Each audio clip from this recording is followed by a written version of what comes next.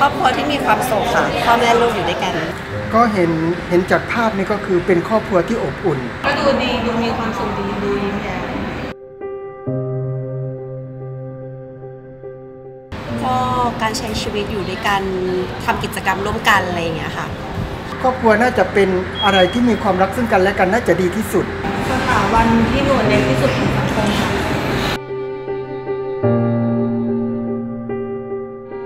ตบตีกันนึกถึงคนที่เป็นหัวหน้าครอบครัวฝ่ายชายนะคะทำร้ายผู้หญิงแล้วก็ลูกพ่อตีแม่ค่ะก็คือแบบเหมือนทำร้ายร่างกายซึ่งกันและกัน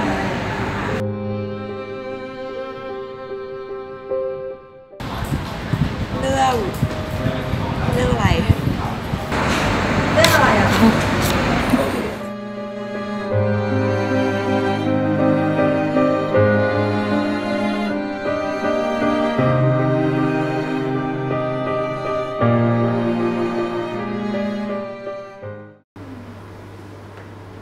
พ่อ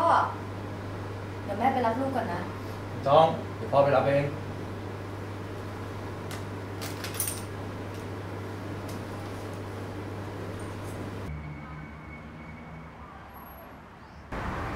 อยู่ไหนพ่อถึงโรงเรียนแล้วเดี๋ยวพ่อรออยู่หน้าตึกนะ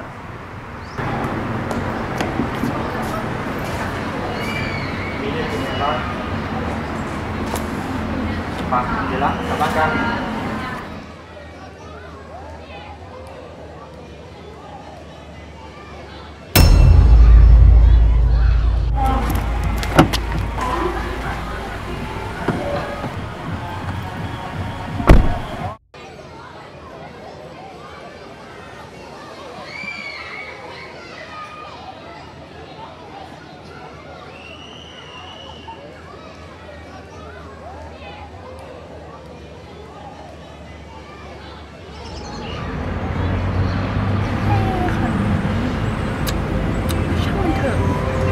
ของฉันไม่ยุ่งดีกว่ากลับบ้าน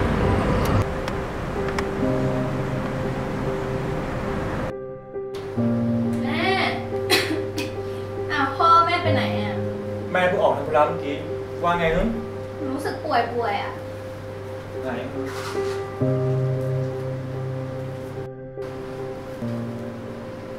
ทำไมอ่ะ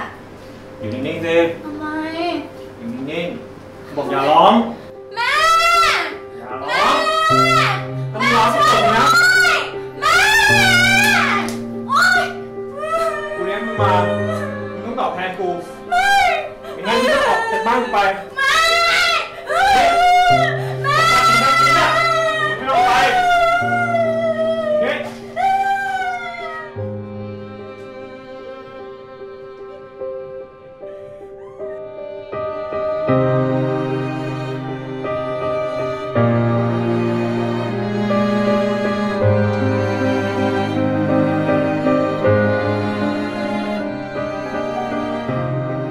เขาคนที่ต้องปกป้องดูแลแต่ว่าเขาก็มาทำร้าย